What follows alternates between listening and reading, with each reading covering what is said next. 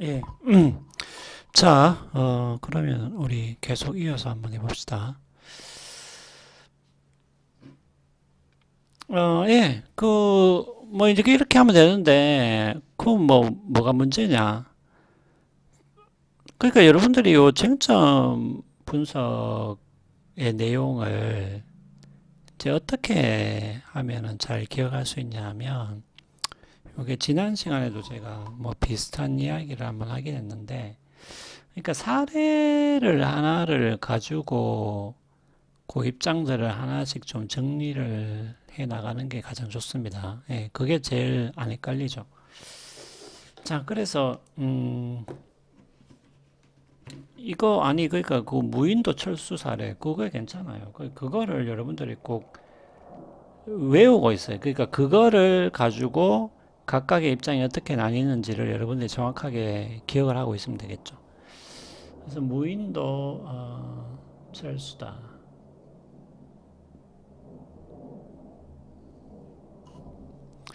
자, 그런데 이제 문제는 뭡니까? 이제 음식이 없다, 무인도에.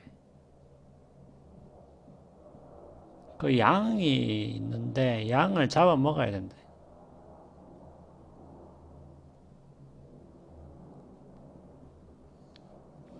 그러니까 요게 이제 도덕적으로 허용되냐, 허용되지 않느냐라는 문제인 것이죠.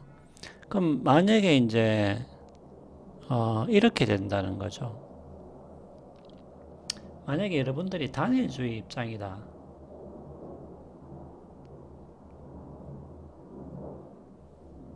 단일주의 입장인데, 그러면은 양하고, 철수가 있는데, 그러면 도덕적 지위가 같으니까 철수가 양을 못 잡아먹는 거죠. 도덕적 지위가 같으니까.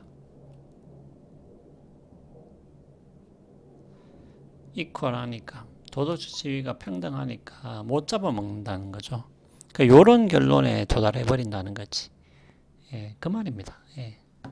그러니까 단일주의의 문제를 우리가 단일주의가 왜 문제냐, 도덕적 지위가 같다라는 게 왜 문제냐고 했을 때 무인도에 철수가 떨어졌는데 먹을 것이 없는데 양이 한 마리 있다. 잡아먹을 수 있냐. 그러니까 여기서 잡아먹을 수 있냐라는 것은 단순하게 가능성을 묻는 것이 아니고 도덕적으로 허용되냐 허용되지 않느냐라는 것을 묻는 것이죠. 예. 도덕적인 질문을 하는 것인데 그 문제는 그 도덕 지위 같으면은 못 잡아먹는다는 거지. 그래도 잡아먹는 정말 뭐 철수가 힘이 없어서 못 잡아먹는다 그 말이 아니고요. 그 말이 아니라 도덕적으로 허용되지 않는다 이 말입니다. 아니 거꾸로 생각해 보세요. 그 철수하고 영희가 무인도에 있는데 먹을 음식이 없단 말이지. 그렇다고 해서 철수가 영희를 잡아먹을 수 있냐? 안 된다라는 거죠. 그거는 도덕적으로 허용되지는 않는다라는 얘기인 것이죠. 마찬가지로 양도 도덕 지위가 같으면은 아니 그러니까 도덕 지위가 같으니까 못 잡아먹는 거지. 영희를 못 잡아먹듯이 양도 못 잡아먹는 거지. 근데 이제 문제는 우리가 이렇게 단일주의 입장에 서버리면은 뭔가 이게 우리 일반적인 직관, 도덕적인 직관과는 안 맞잖아요. 이게 말이 좀 안 맞잖아요. 그럼 철수가 양을 안 잡아먹고 철수가 죽어야 되는데 그것도 이제 말이 좀 안 되는 것이죠. 일반적으로 잡아먹겠지. 그러니까 뭐냐면은 요 사례를 보면 우리가 단일주의 말고 계층주의적 입장을 취하는 것이 조금 더 합당하다고 이야기할 수가 있는데 문제는 우리가 여기서 의무론, 비결과주의 입장에 서면은 또 이런 문제가 있다라는 거죠.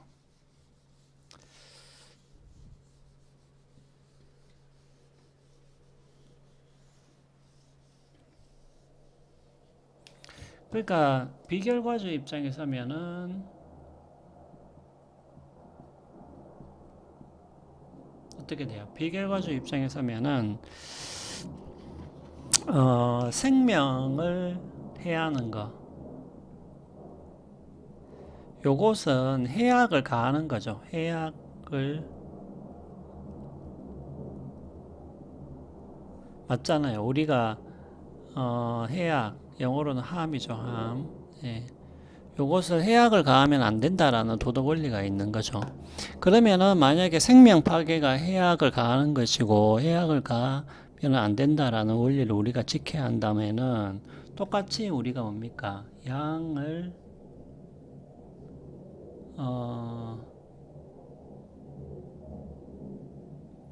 못 잡아먹는 거죠. 예. 아니 비결과주 입장에서도 마찬가지예요. 왜냐하면 해약을 가하지 말라는 도덕 원리가 있기 때문에 그것을 지켜야 되기 때문에 양을 잡아먹는 것도 도덕적으로 허용이 안 된다라는 결과에 이를 수가 있죠. 자, 그래서 이런 문제를 해결하기 위해서 예, 이 의무론 혹은 비결과주의를 두 가지로 나눈다고 제가 이야기를 했습니다. 예.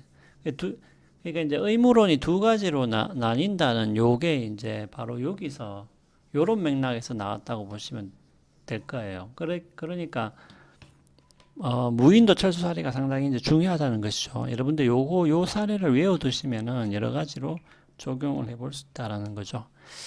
자, 그래서 온건한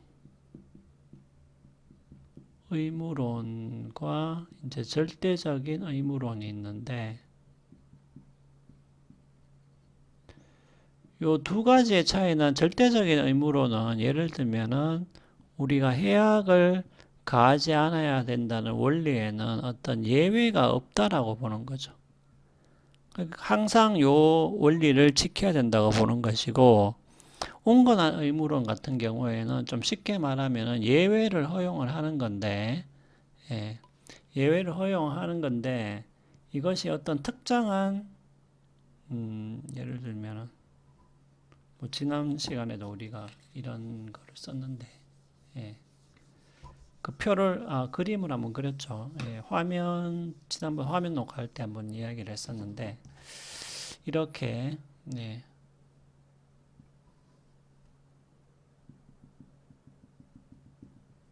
그러니까 이런 어떤 임계치가 있다. 임계치.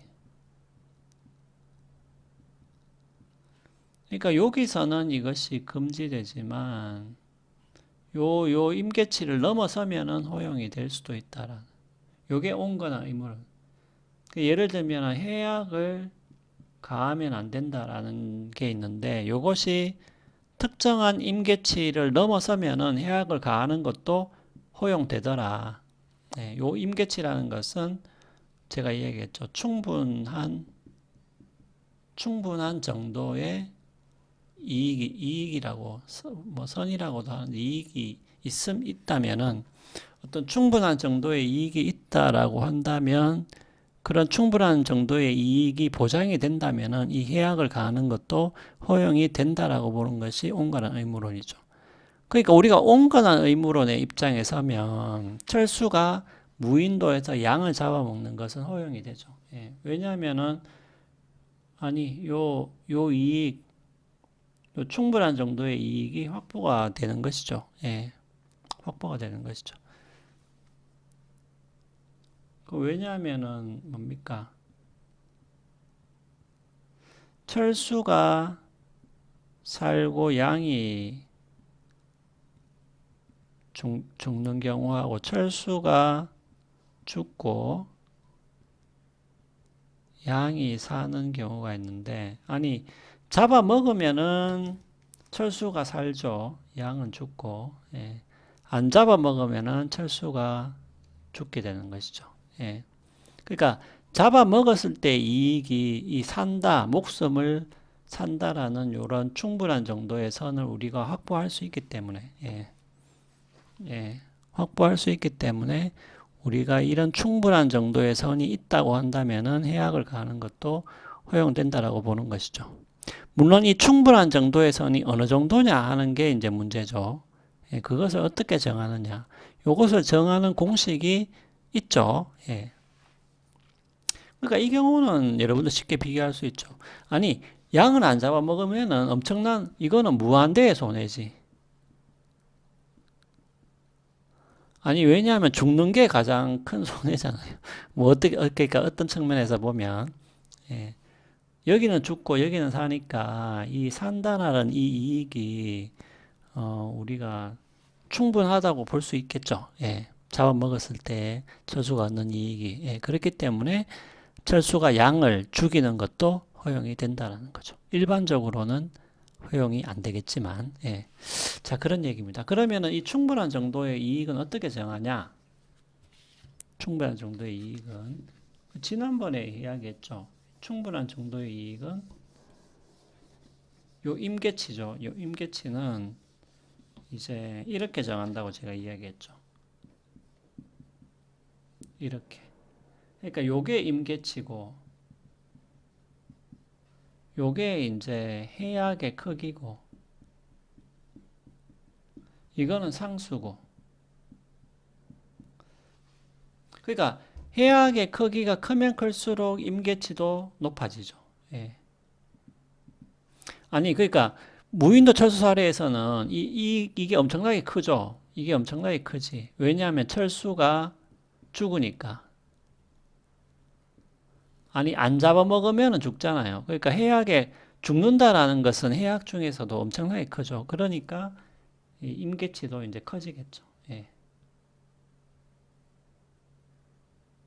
임계치도 이제 커지겠죠. 예. 자, 그래서 이렇게 임계치를 정할 수가 있다. 네, 그렇게 아시면 되겠습니다. 자, 그러면은 이제 마지막으로 자율성 요 얘기를 하고 마무리를 한번 해보도록 하죠.